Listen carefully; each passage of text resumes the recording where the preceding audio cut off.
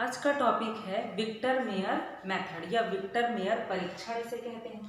यह भी प्राथमिक, द्वितीयक और तृतीयक अल्कोहल में विभेद करने के लिए इस टेस्ट को किया जाता है। विक्टर मेयर टेस्ट में 4 रिएजेंट यूज किए जाते हैं स्टेप बाय स्टेप, जिसमें सबसे पहला है हाइड्रोजन आयोडाइड, दूसरा है सिल्वर नाइट्रेट, तीसरा है नाइट्रस अम्ल और चौथा है सोडियम हाइड्रोक्साइड। इसमें जो प्राथमिक अल्कोहल होता है वो इनसे क्रिया करके लाल कलर का, रेड कलर का विलयन जो है वो देता है। अगर हम विक्टर मेयर परीक्षण करते हैं, अगर हमारा जो सैंपल है वो प्राथमिक अल्कोहल होता है तो हमारा विलयन कैसा हो जाएगा, रेड कलर का। अगर हमारे सैंपल में द्वितीयक अल्कोहल है तो वो ब्लू कलर का विलयन देगा, और अगर वो तृतीयक अल्कोहल है तो वो कलरलेस रहेगा, यानी कि कोई भी रंग जो है वो नहीं देगा। तो सबसे पहले हम लोग देख लेते हैं प्राथमिक अल्कोहल का। तो सबसे पहले ये क्रिया करेगा हाइड्रोजन आयोडाइड से, और देखो ये OH और ये H H2O के रूप में निकल जाएगा और आयोडीन यहाँ पर जुड़ जाएगा, तो RCH2 I बन जाएगा। दूसरे स्टेप में सिल्वर नाइट्राइट जो है यहाँ पर क्रिया करेगा और सिल्वर और इस आयोडीन में क्रिया होगा और ये सिल्वर आयोडाइड बनाकर निकल जाएंगे और NO2 यहाँ पर जुड़ जाएगा, तो RCH2NO2 नाइट्रोपैराफिन का ये निर्माण कर लेगा। इसके बाद जो तीसरा स्टेप है, इसमें नाइट्रस अम्ल से भी क्रिया कराएंगे। तो ये जो नाइट्रस अम्ल है इसको हम ऐसा लिख सकते हैं, देख लो आप यहाँ पर, इसको हम लिखते हैं OHNO, इस फॉर्म में लिखेंगे।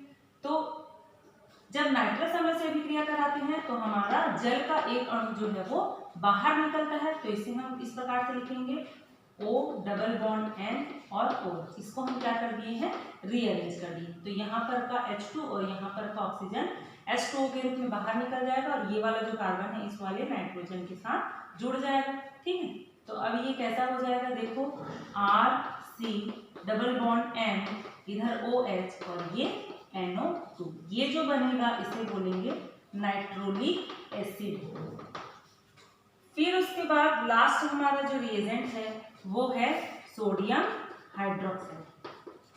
तो सोडियम हाइड्रोक्साइड जो है यहाँ पर क्रिया करेगा और यहाँ पर भी जल का एक अणु बाहर निकलेगा। कैसे, तो सोडियम हाइड्रोक्साइड में Na+OH- और इन दोनों के बीच में बंधन टूटेगा तो हाइड्रोजन H+ बनाएगा और ऑक्सीजन के पास माइनस आएगा।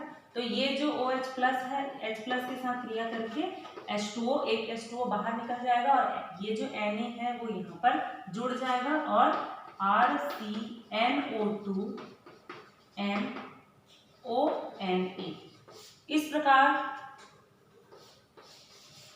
प्रोडक्ट जो हमें प्राप्त होगा, जिसके कारण यह जो विलयन है वो कैसा हो जाएगा, रेड कलर का हमें प्राप्त हो जाएगा। तो ये आपका जो रिएक्शन है वो किसके साथ है, प्राइमरी अल्कोहल के साथ।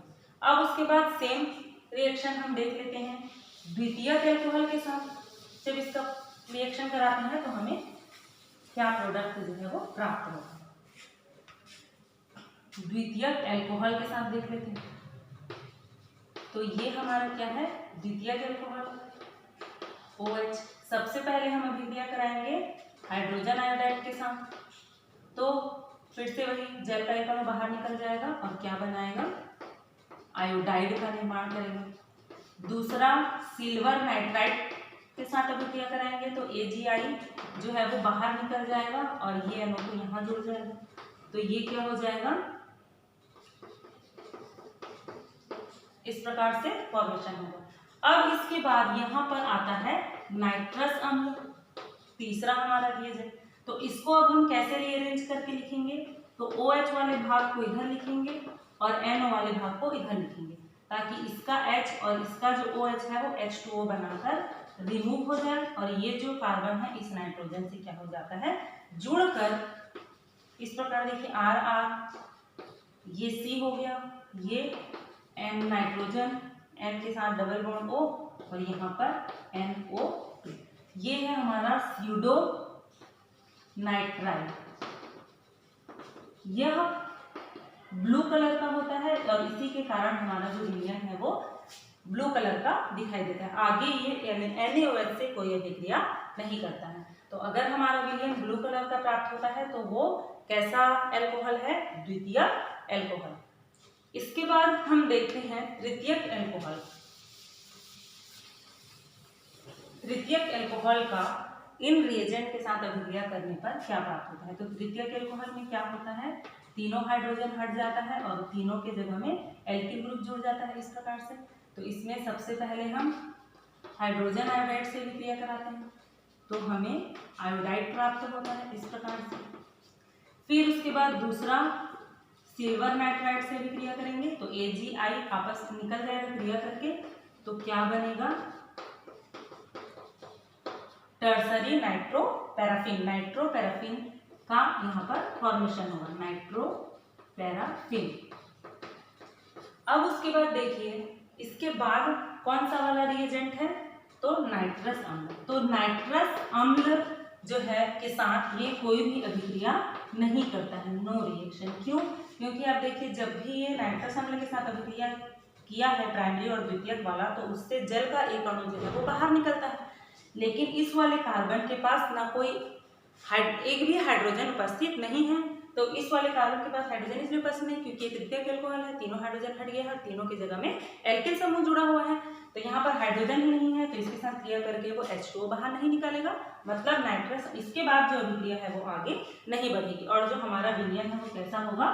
कलरलेस, रंगहीन विलयन जो है वो प्राप्त होगा अगर हम इन रिएजेंट के साथ अभिक्रिया कराते हैं। तो ये हमारा अगर लाल रंग प्राप्त होता है तो वो प्राथमिक एल्कोहल है, अगर नीला रंग प्राप्त होता है विलयन का तो वो द्वितीयक एल्कोहल है, और अगर हमारा विलयन कलरलेस ही रहता है क्योंकि ये नाइट्रस अम्ल के आगे क्रिया ही नहीं करता तो फिर ये क्या होगा? तृतीयक एल्कोहल। तो ये है आपका विक्टर मेयर परीक्षण। इसका उपयोग किया जाता है तीनों एल्कोहल में विभेद करने के लिए।